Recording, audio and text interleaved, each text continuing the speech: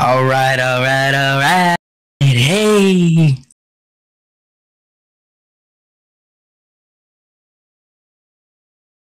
Yo, LLama Show, episode 8. I got my co-host, Roman 2 Rizzle, right here. What it do, baby? What it do, shouty? Oh, let me lower your volume a little bit. You're a little loud right now. What it do, son? How you doing today? Very well. Good Sunday today. Fucking got some good games in today with Yu Tang, J2, JoJo going crazy in the private lobbies and whatnot. How about you, sir? All right, man. Long week this week. Just working and shit, you know. It did feel like that for on the work side. It felt like it dragged all week. I was looking forward to fucking getting off. Last night I was like hype. Oh my, I fucking hate that. I broke my headphones, so now it's. But yeah, yesterday I was like hype at work because I knew like I had the next 2 days off. I'm gonna make some content. It's gonna be a good time. You always got those sippy cups though. Every week. Yes, sir. But yeah, man. I want to start today's episode off with a clip from the late night, just because shout out to Big Papi Angie. He just sent it in. It's kind of got me hype. That's another reason why I felt like a busy week in terms of like I wasn't making content, but just like planning shit. So me and Hen Dog I told you, but you know we be transparent with the people. But me and Hen Dog were talking more business shit of like how we should tackle the business side of Blackout and different ideas. And seeing Llama post clips from the Big Llama Show the last couple weeks has also gotten me like a little bit more because yeah, we're making content every week. I mean, think about it. This is episode 8. We've done it for 8 weeks now. 8 weeks of us recording it. That's, 2 months we've been doing this shit, which is kind of fire for me. You know, like thinking about it. Same shit with the late night. Consistently, we're about to be on episode 9 on that one. So like we've been consistent with this, but now it's like really like I don't know, trying to maximize what we get out of the content. You know what I'm saying? Like we get funny shit, but we don't ever clip it. We don't really share it properly. So I kind of want to go like moving forward, like do this a little better. I'm still trying to fix the YouTube side of things. Like mine and your thumbnails kind of easy to do just because it's simple. We just change the color, you know, like it's not like this is not even technically a real podcast. This is kind of just like a practice pod for me and you. Yeah. So like I like the fact that we just keep it simple with that. So it looks good with that aspect. But like the late night, me and him kind of have to have like little more intricate thumbnails because we talk about I don't know. I want to paint it more like a podcast because that is an actual podcast. So I gotta fix that shit. But this is one clip that shout out to Big Papi Angie again. I'm excited for you guys to see. And if you watched the show last week, then you know exactly the clip I'm talking about. Work. There it is. Boom. And then go live so you can watch it with us. I don't know why it's moving slow as fuck today, though. Yo, the way it starts right there, you look wrecked, son. On God in heaven, cuz. Hold on, I want to make us bigger, but let me. Boom. All right, I'm gonna play it right now. This is from last week's episode of the late night. I think a young John would beat this John. If you take Prime John before he fought Gusterfin the first time, that John Jones, you take him out of time to fight this John Jones. He doesn't know what a 5-round fight looks like. You know what I'm saying? He might be dumb enough to beat the fuck out of the heavyweight John. John what's heavyweight? Oh. He beats heavyweight John off a week in the cocaine.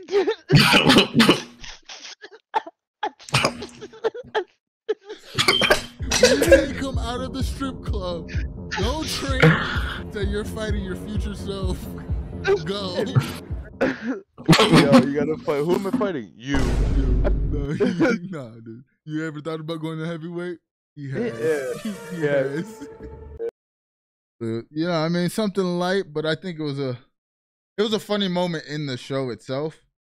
But the clip. Nah, I feel like the edits, definitely made it 10 times funnier, dude. Yeah. Like when you that's the thing with the pod. It's like you get the content's there. Now how you clean it up and like present it to the world. That, like those kind of clips to me attract people. Like when I see a clip like that from a podcast and it's kind of funny, it gets my attention. More than likely, I'm gonna check out their shit, especially because I'm always like scoping other people's shit, like seeing what they're doing. Yeah. But so I feel like clips like that, even for us, like the pre-LLama Show, we got to get more clips, out. But of course, the editing, it's just the editing. It's like I don't know how he thinks of shit like that. Like I thought of. I don't know. I feel like we have funny stuff on here, but this is more like a different tone. Yeah. It's like a real talk. You know what I'm saying? Like it can get funny, but at the same time, it's more like intellectual. You know what I mean? You're saying no. Oh man! But I feel like the goal of that one is different. You know what I mean? Yeah. Like Jimmy's just comedic. Yeah. Off rip. You know what I mean? I mean, don't get me wrong. We do talk on that, but it does feel like. I mean, for me, being on both, it's the same thing with like the LLama Show. Like how different that is. Like that one has funny moments, but it's not. Again, it's like me and Bird have like good chemistry, and of course, like Bird brings the coke aspect to it. It's like, oh shit, like I didn't even think about that. I'm over here like trying to pod, and he's like, oh, he beats him off with cocaine, you know. But here, I think we have good clips, and also, like you said, if we do have good conversations, those are also good to clip out. You know, like if we're speaking good about a topic, if the conversation is flowing, if we're giving good points on it, I think those things need to be clipped as well. Yeah. I mean, me and Bird are talking about doing like a review to a show and dropping that. So like, it's just. At this point, it's like, yeah, we've been consistent for 8 weeks now. Like, how do we level up from what we've been doing for 8 weeks? 8 weeks, we've just been getting on recording. Now, what are we doing the next step? You know, and that's kind of why, like, I was early on, like, first couple of weeks, I was getting on your guys' ass about, like, promoting and shit. It's like, all right, well, like, if I'm not streaming all the time, which I haven't been, then the eyes aren't there as frequently, you know? So it's like, well, there's, in terms of me, you, and Birdie. Because right now, I look at it like the core of Blackout, to like really start this shit, and this is what I was telling Kev. I was like, me, him, but he's on the business side. It's not like he's really doing content. Like he really, that's what he wants to focus on. And it's like it's like more behind the scenes. Yeah, and we need that kind of person. So it's like dope that he wants to fill that role. But then I look at content creators of Blackout, it's me, you, and Bird right now. Then you got Herc, but I look at Herc as more like a Herc and Llama like freelancers. Like they got their own shit, but they're of course a part of Blackout, you know? But I'm talking about like core 3 of making content is me, you, and Bird right now. And we kind of have to step it up. At least that's how I look at it. I got to step it up. And like not for nothing, the promo, it may not seem like it, but it does go pretty far because I've already had like more than a handful of people tell me like of friends and shit like that I have that on Facebook, like they be clicking on the shit and watching it sometimes. Like they may not watch the whole thing, but that's still eyes regardless. You know what I'm saying? It's still another audience that we're reaching. Yeah, we're still early on this. You know what I'm saying? Yeah. This is just building like the foundation of everything. Yeah, literally. It's really just a floor. But that's how I'm looking at it. But I'm like, yo, we did it for 8 weeks. You know, we're going strong. Even last week was a big week for me. At least me looking at it, because we both kind of didn't want to do the show, right? And we could have easily was like, we'll skip this week, right? And though we only did a 30-minute pod, we still got a 30-minute pod out. And on the channel, you know, when it's supposed to drop. So to me, like that's one blur. To me, that's a testament of us like staying to the grind.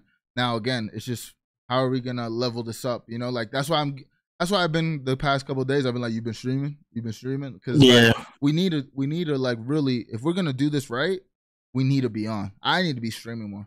You know, I need to be streaming. Like me personally, I need to put at least 30 hours in this. weekly. The only thing that's bothering me is I really need to and I have been recently with, you know, how I've been going to these classes and stuff like that. I'm trying to get myself more financially stable to where I can get me a PC to stream off of. Is just because even though what I have right now works, it's just like, you know, I feel like I'm not at full potential as what I could be. Yeah. And still learning how to even mess with this shit. And that's why I give so much praise to like Big Poppy and shit like that, because he's just so good at it, bro. And I know just from me trying, you know what I'm saying, I could tell how much work he puts in. You know what I'm saying? Like that shit is not easy. And he just like he's like, if not just like Herc, like you just gave him an assignment and they kill it every time. Yeah.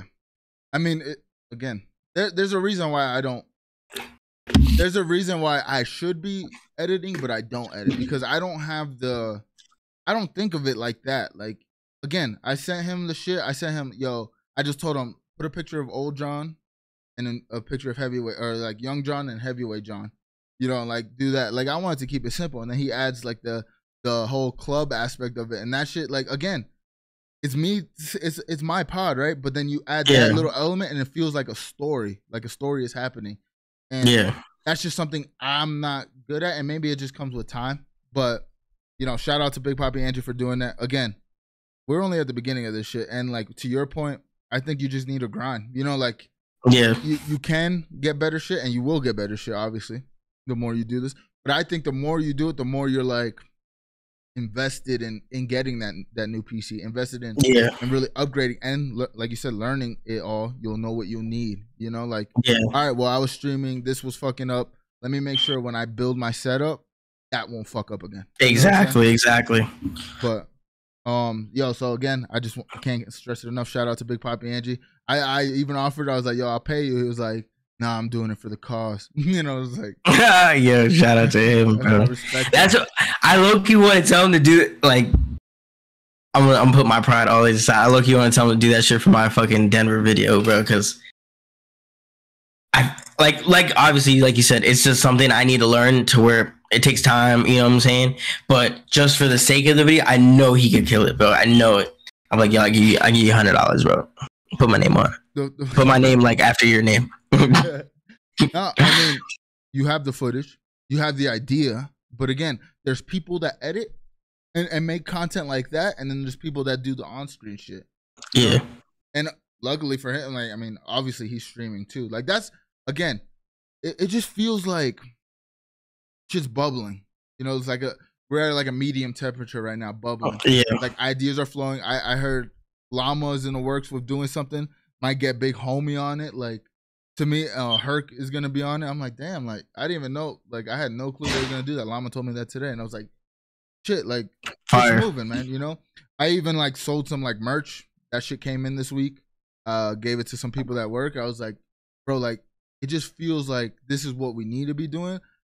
And again, talking with like that conversation with Kev is gonna be essential. And I want Bird to be there too, but it's just hard to get all our schedules together.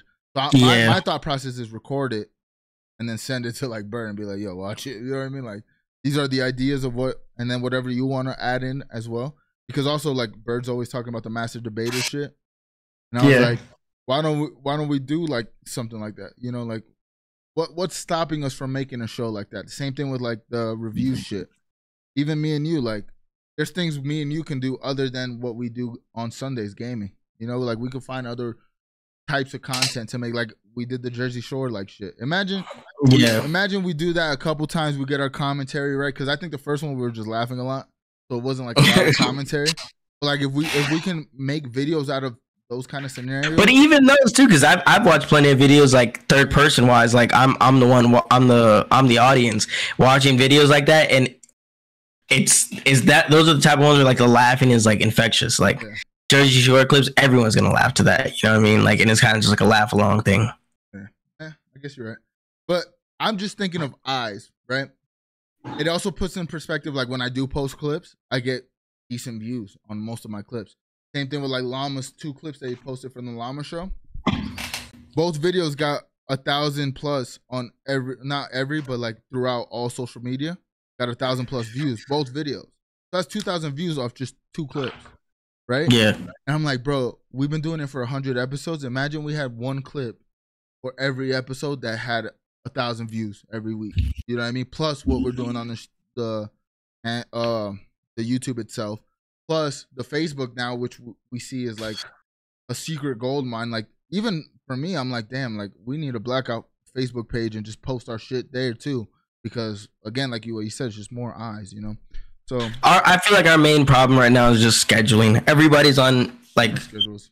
Yeah, like some of us fall in line with each other's, but it varies literally between everybody's different schedule. There's no damn near no way unless there's some type of change or some shit like that you know someone extra is there. You know what I mean? Yeah. I just feel with that, I feel like also if we plan content ahead of time, like, but I'm talking about like not weeks, but like a week in advance. Like, yo, this week we're doing this, and this on these days. Whoever can make it in these time frames, you're on the video. You know what I'm saying? Yeah. But also, again, it goes to I need to do my own shit.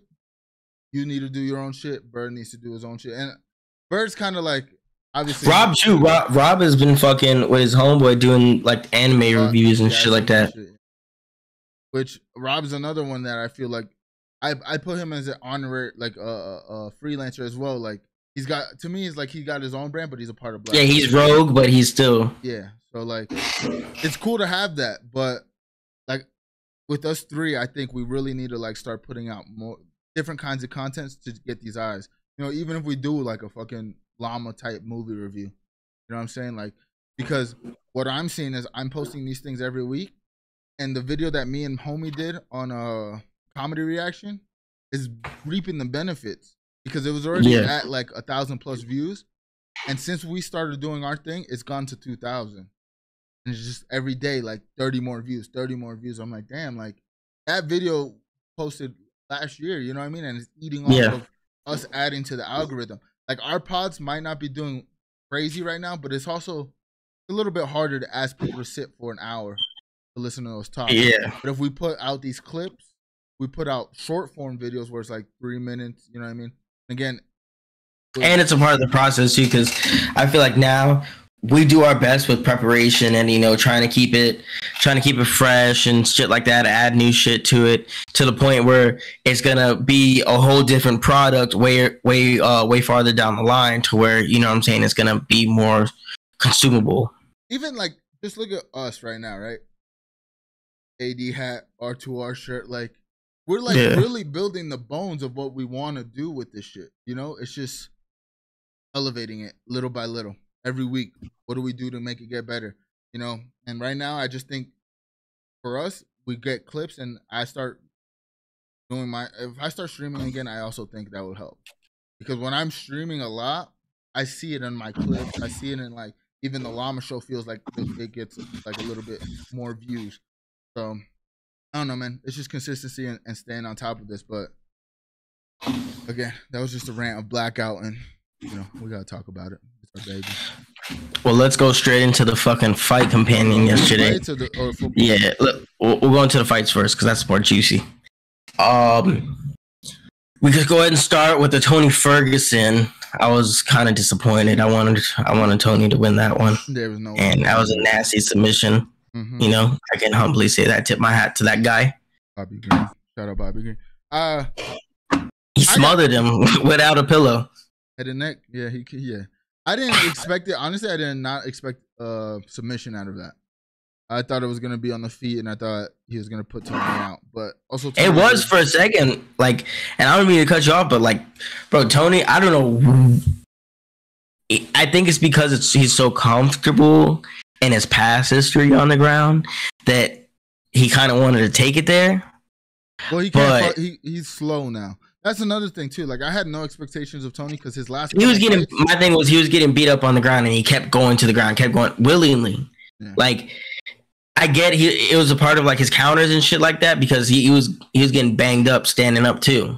Yeah. But just the way he took it to the ground last time, and I was like, oh, this cannot be good because he was getting stunned while standing up, and then he did a front flip over onto the ground, brought him back down to the ground, and ended up getting submitted. Yeah. Tony's just slow, man. I mean, he's older. Like he lost he lost a couple steps. Like every fight that I've seen him, the last couple fights, it's like every time he's like losing steps. And then he got brutally knocked out by Chandler. Remember I had showed you that the up kick. Brutally got knocked out by Chandler. Got beat by Nate Diaz and got fucked up by Nate Diaz. He didn't get finished, but he got fucked up. Like these things are they got to be adding tolls to him. So it's like, and then my thing, he was like delusional in the fucking press conference. He was like, "Yeah, I'm about to go on another run for the title," and I'm like, in my head, I'm like, "You're fighting Bobby Green, bro. The only reason you're on the main card right now is because you're Tony Ferguson. You know, like you're not it right now." And the way he lost, I mean, I didn't get to watch the fights. Obviously, I was listening to the fight, so I was hearing what's going on. I didn't get to see, but it just sounded like he was getting pieced up, and he's just slow now. Like, so for now, I firmly believe he needs to think about retirement, or at least not fight, because Bobby Green's still, and Bobby Green, that's another thing. Bobby Green's out. Like Bobby Green's also another one that's getting older. Like he's having good fights lately, but he's definitely getting older and shit. You know, so it's like Ferguson's got to fight. Like I don't know, it's either he's gonna retire, he's gonna be fighting, he's gonna be the doormat for the up and coming guys to use his name. So that kind of sucks. Hold on, let me pull this up. What was the next one? Oh yeah, Derek Lewis and Marcos. Oh my god, bro, that knee was vicious. Vicious, and I feel like that's just what he needed after that last fight, it getting called early and shit like that. He needed a big win like that, and I just fuck with how humble he is, because you know, of course, from the aside from all the like the shorts off where my balls are hot, him being like, you know, I just came out here to do it to see if the UFC is gonna give me another contract. Like, if not, it is what it is. You know what I mean? Yeah. But even if it was to be his last fight, that's super dope to leave on that type of note. Yeah, I mean, obviously, the thing is, Derek has the most knockouts, right? He's a knockout artist. He just, I don't know. It's like his skill level isn't as high as some of these guys, and that, like, if you put Derek Lewis in old heavyweight like contention with his power and shit, he's probably could be damn near champion. You know what I mean? Because at this point he was close, but then he fights Cyril Gane, pieces him up.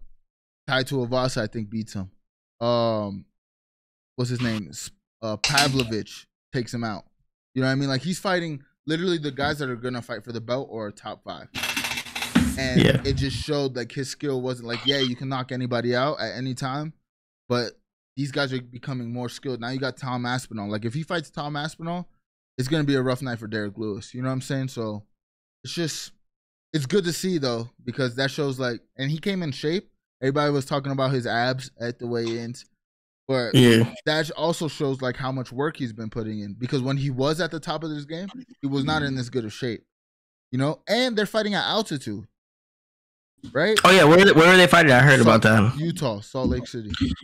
Gotcha. They're fighting at altitude, and last year's fight was the Usman Leon Edwards fight.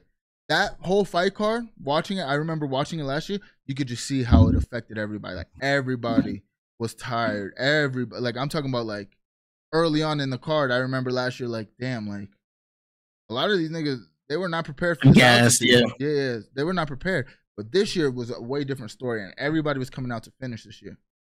But that flying. But that shit is real. Even going out there to Denver, I felt it. It's that shit is real, bro. Oh, bro, 100%. I mean. Even now, I love the fresh air. I love the fresh air down here. I appreciate it so much more.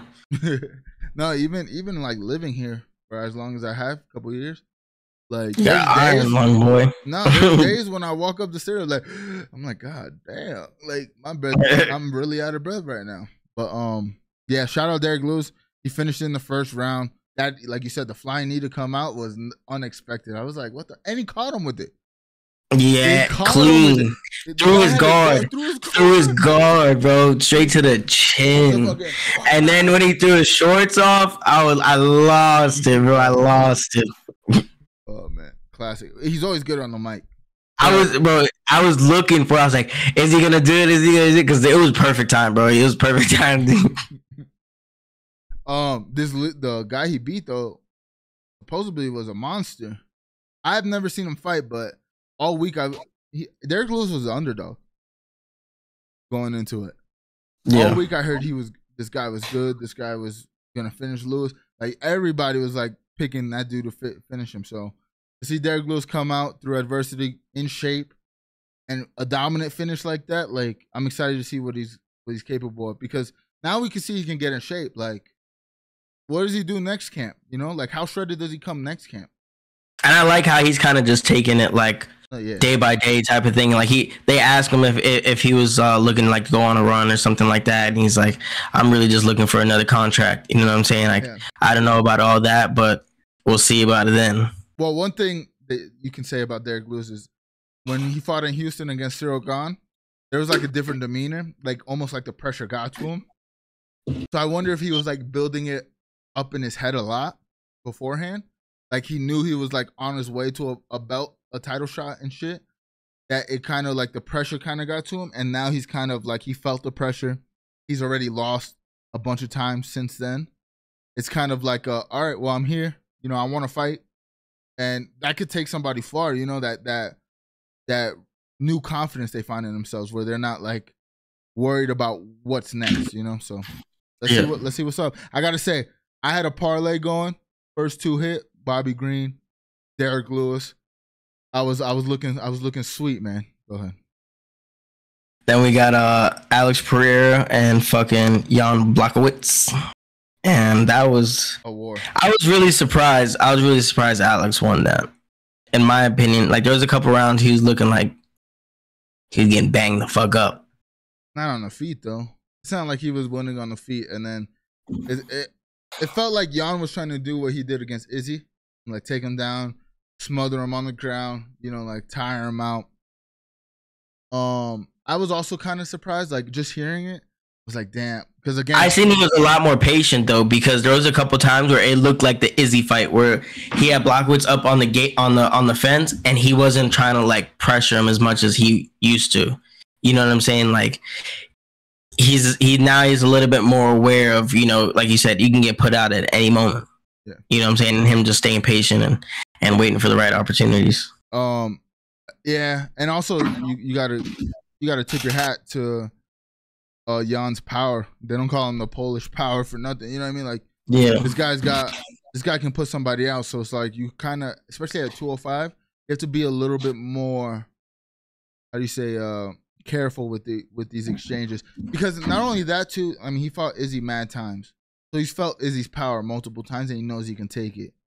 You know, even though he got knocked out, and there was points in the first fight where he was like getting buzzed, he still knows he can take a couple of Izzy shots, and he was like confident enough to like rush in and finish him. And he also knows he can finish Izzy.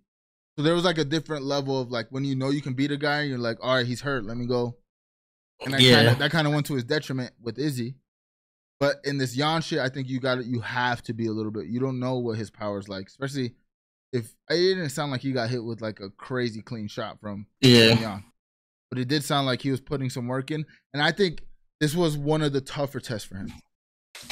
In terms of like light heavyweight, I'm excited to see what he does, because obviously if he gets to the fight and now there's a vacant fight, and rumor on the street is Izzy might move up to 205 and fight Yuri Prochazka for the vacant belt, which means if Izzy wins the belt, and that's a very winnable fight for Izzy, because Prochazka is more of a stand-up fighter. He's a little bit unorthodox, has a lot of power, but Izzy's just one of the best stand-up guys around. You know, like it's gonna be hard for that guy to beat. So he's trying to go for double champ. Yeah, but that's what makes it interesting, because now Pereira's climbing up, and if Izzy does get the vacant belt, wins it, double champ, we see a fourth fight between these guys at light heavyweight. That's kind of for the double champ. Nah, you only get one belt. No, you would only get one. You're right. But I gotta say, Pereira looks scary at 205. That boy was big as fuck. And they said he weighed in on weigh-ins, obviously 205. Bro, by weigh-in, like my time, like 3 a.m, he was 228. Jeez. Nigga, 23 pounds before the night was over. Before he went to sleep, he was 23 pounds heavier. That's nuts. All right, man. So that kept my parlay going. I was looking smooth, bro. I missed the whole Poirier and Gaethje fight. I was so upset. I was there, dude. I was watching that one because I needed Dustin to win, and I was gonna be up 500. I was ready. Bro, you know what pissed me off? I looked at it because I had like a free bet. It was like a free $100 bet, and I put it on the card, and it was like a $400 win. And I look, and I was like, all the other ones hit. It was only a 3-leg parlay, and then I had like a 4-leg or 5-leg on the other one. That was like 120 if Dustin won, right? And I was like, damn, I need to cash out one of these. So I just I win a little bit something. And I look, it was like 250 because Dustin ended up winning the first round. Like he was like beating. It looked like he was gonna put Justin away by the second round. Like Justin's eye was like fucked up. It just like Dustin was like a little bit slicker, like hitting him a little bit more. And I'm like debating on cashing this shit out, right? I literally clock out of work. I call my girl. I'm like, yo, you think I should cash this out? She's like, I don't know. And then Rob calls me. Because I told Rob, I was like, yo, I'll see you at the crib. Because I'm thinking the fight's going to go 4 or 5 rounds. You know what I mean? Like, I'm like, hey. Rob calls me. He goes, it's over. I said, don't tell me. Said, Justin Gaethje, head kick, Dustin Poirier, beginning of the second round. He said he folded and just one hammer fist and it was over. And there goes my $400 parlay. Didn't cash out. Fucking lost the whole thing. I was like, no. Nigga, I was tight for the whole. I was like, I watched the kickback, and it's such a beautiful knockout. Now it makes so much more sense when you got on the game. You were not in the best of moods. You're like, I got a headache. Oh no, I did have a headache though. I think my tooth's been affecting. Like, I don't know. It's weird. But yeah, I was pissed about it because I was like, damn, I could have cashed out on the free bet, been up 130. Actually, technically 230 because it was a free 100. But anyways, the knockout was beautiful. Justin Gaethje deserves it because he folded that nigga. I'm talking about Dustin fell like this. He fell like that. And oh, bro. And when Rob told me, I was like, no, it was that bad. He goes, he still hasn't got up. I said, wow. Yo, he fucked him up. But again, last year, Utah, Leon Edwards versus Usman. How did the fight end? Head kick knockout. This year, same stadium, same place, head kick knockout to end it. And it's Usman's teammate, which is kind of like, like these storylines kind of write itself. But yeah, it was a good fight. I mean, for what it was a round and 2 minutes. Dustin in the post fight was like. He's like, yeah, I would have adjusted. He's like, I thought I had a lot more time, not 2 more minutes. He was like, I thought I had more time. But yeah, I meid you missed the fight, so crazy card though. Crazy card for sure though. The card was really good. I mean, a lot of finishes, a lot of good fights. I mean, I think the Pereira fight was like more. It surprised me because I thought it was gonna be a finish, but. Again, it tested Alex because there was a lot of questions about like if he fights a good wrestler, somebody that can take him down, if he can win. So, I mean, Justin winning puts him in line to fight the winner of Islam and Charles Oliveira too in Abu Dhabi. I know Justin will be out there watching, like seeing. Who else we had? Kevin Holland. We didn't talk about Kevin Holland. He was another one on my parlay. Kevin Holland. He also won by a nasty submission. And he moved up to 170. So that creates a little problem for the 170 division because I think Kevin Holland is really talented. He's fire. You've seen him before, right? Yeah. Talk shit? Yeah. I think for 170, I mean, you got to think that's like Usman, Leon Edwards. Like, he's big for that division too. I mean, he was big for his last division, but he's really big for this one. No, for sure. Wait, did he? Yeah. Wait, unless he went to 85, then that means he's fighting in fucking...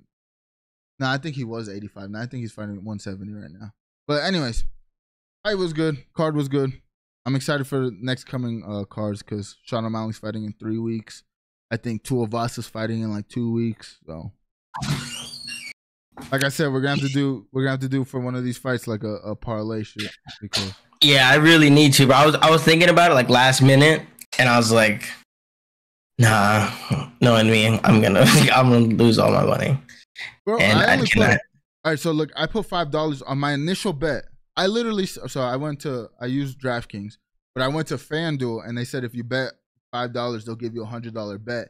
And I put that $100 bet on a 3-leg parlay, and and it was like worth, like I said, 400, but it was like not my money. And I put $5. Like this was like my actual bet, $5, and it was like 5 legs because it was like Kevin Holland, Bobby Green, Derek Lewis, Pierre, and then Dustin.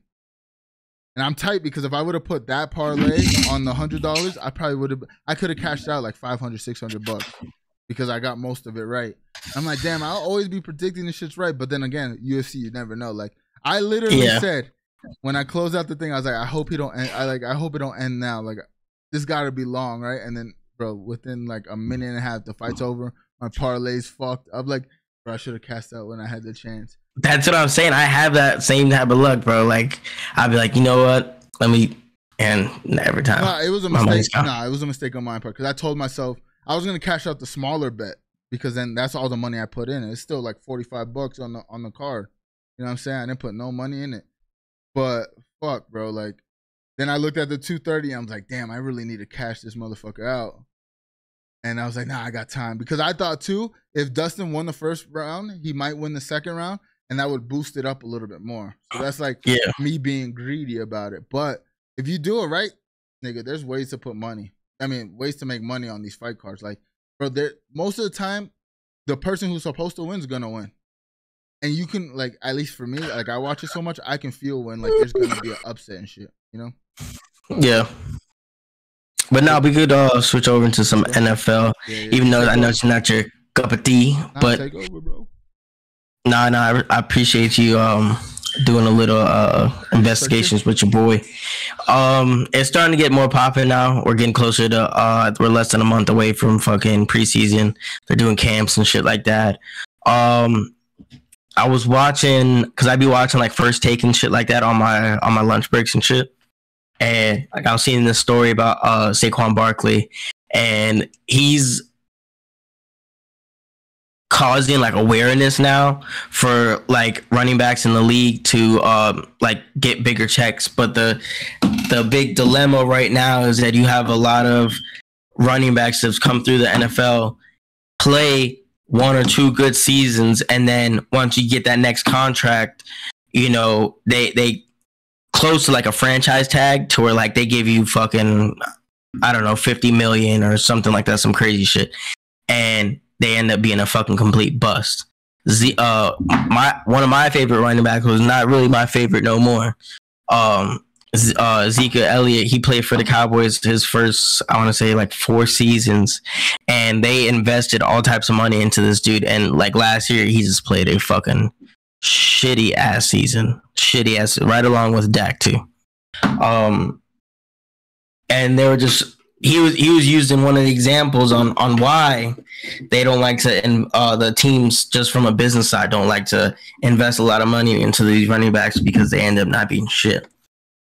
Yeah, I had seen this argument a long time ago, not a long time, like a couple of years ago, on like Brilliant Idiots. It was like they were talking about this same thing actually, and I forgot who was on it, but she, I think it was Miko Grimes because her husband was Brett Grimes.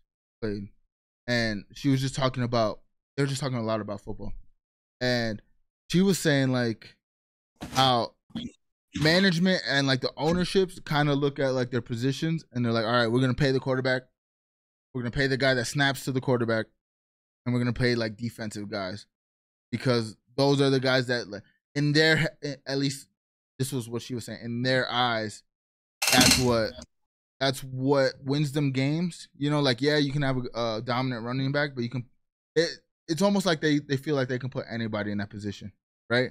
So it's like, why would we pay you a almost max deal when we can draft another running back who's like up and coming, pay him whatever we pay draft people, and then he's gonna do just as good as you did last year, you know? So, yeah, but, and it's that's one of those things that they talk about a lot, especially with the NFL.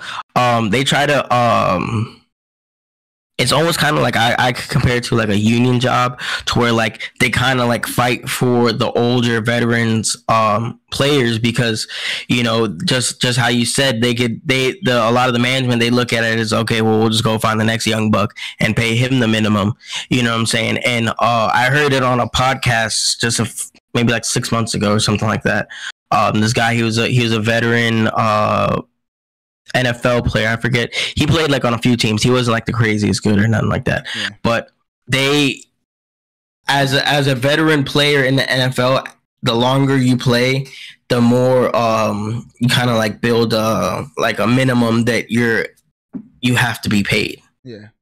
You know what I'm saying? And that's why a lot of the NFL teams kind of stray away from the veterans like that, unless you're really nice like that, because it's just so expensive to keep you.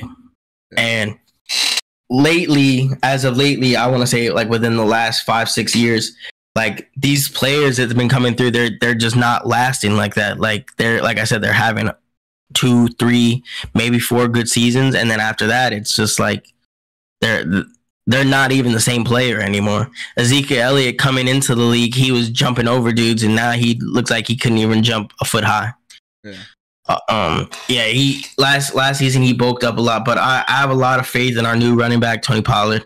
He's a younger, more athletic dude. Then we just the Cowboys just drafted is crazy. I'm saying this unbiasedly. It was crazy because they just drafted this running back. He's 5'5". 5'5" in the NFL. I'm gonna send you the clip later, but bro, he looks like a little midget running plays, bro. He's not even on the practice squad. Like they drafted him from college. They drafted him out of Kansas State. He's nice. Right? I thought he supposedly, because right now it's just training camp, so it's a lot of practice drills, maybe a little scrimmage and shit like that, but it's nothing serious.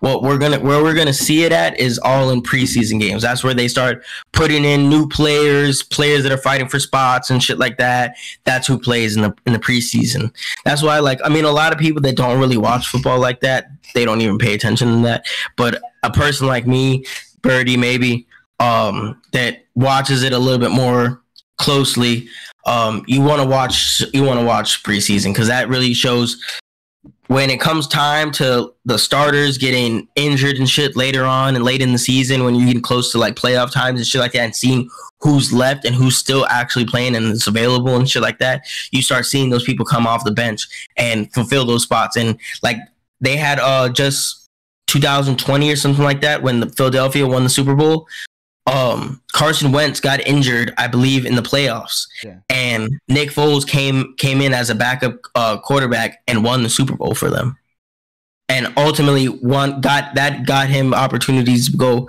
be a starter quarterback elsewhere. Yeah. So, but to button up the thing, what do you think is like the play for these running backs? Like, do you think like a Saquon Barkley will get the money, or? So like they already closed up the deal. I think he was asking for like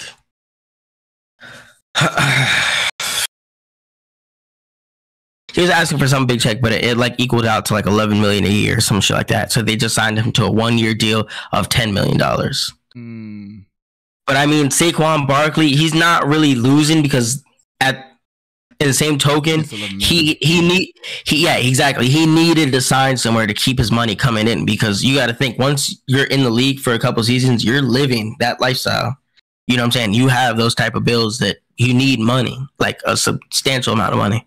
And it's starting to kind of get closer and closer to the season starting, and they're going to sooner or later reach that cutoff to where there is no more contracts being signed. You have to wait till next season. But like Saquon Barkley, he's good enough to go anywhere, to be honest with you.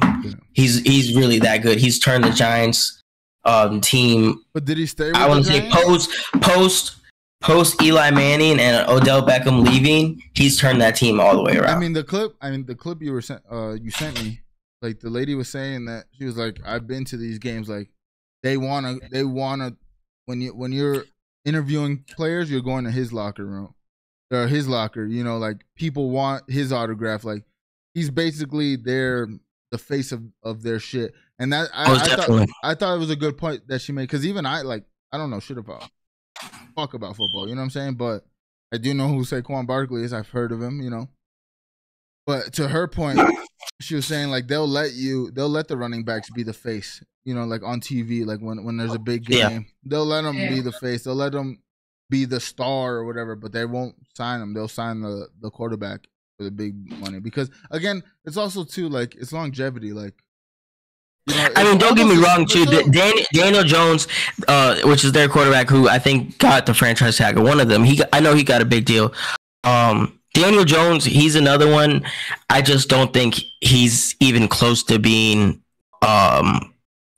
that matured yet. Yeah. And not taken away from his game at all, but he's just not at that caliber of Patrick Mahomes, Aaron Rodgers, but the list goes on, like the top tier, yeah, you know what I'm saying, the elite yet.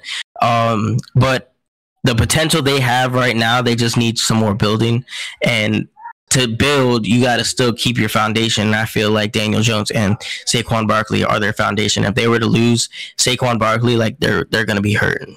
Yeah. What do you think about the Jets? The Jets. I was going to go into that too. The Jets are actually getting a better squad now. They just drafted like 8 players from the Packers. They took A-Rod and Randall Cobb, and Randall Cobb was Aaron Rodgers' main wide receiver for I don't know how many years now on the Packers.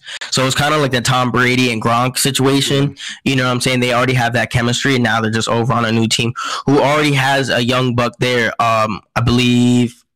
No, I think Sauce Gardner's the cornerback, but they have a wide receiver there that's a young buck. He's really fucking good. He showed out last season with the bum of a quarterback, and that was what the one chick in the interview I sent you. She was talking about that before he had a hell of a season, like over 1,000. Like if you're doing over 1,000 yardage as a wide receiver in a season, you know what I'm saying? Like you're doing your job. You know what I'm saying? Those are very, very good numbers. And with who he had throwing to him, with who he had throwing to him, to do that good just shows his talent, his potential. Now you put in Aaron Rodgers, a fucking veteran of a quarterback who's pretty much up there with Tom Brady. You know what I'm saying? He's not better than Tom Brady, but he's up there with Tom Brady, Peyton Manning. You know what I'm saying? A lot of the greats, definitely a future Hall of Famer. Now having him throw you the ball, you know what I'm saying? So they're going to definitely be a fucking force to be reckoned with. Yeah. They already had kind of like a squad going last season, and they just couldn't get it done. Another team, Patrick Mahomes, you can never sleep on that man. Have you been keeping up with the quarterback series? No, fucking, I got logged out of Netflix. Oh, shit. You know what I mean? No one wants to have that conversation. Yo, I got locked out, bro. Why you logging me out? Yeah, I gotta say, I think obviously I'm in my sports betting era, so I was like, damn, I might have to fuck around and because also it seems like a lot of people make a lot of money when it comes to betting on football. I was like, I'm gonna have to ask, Gabe, Bird, I'm not gonna pick my own picks, but I think I am gonna watch a little bit more. I mean, where you work is just the perfect place. You're gonna see it. That's the thing though. I hear that's why I got into sports betting, was because of my job.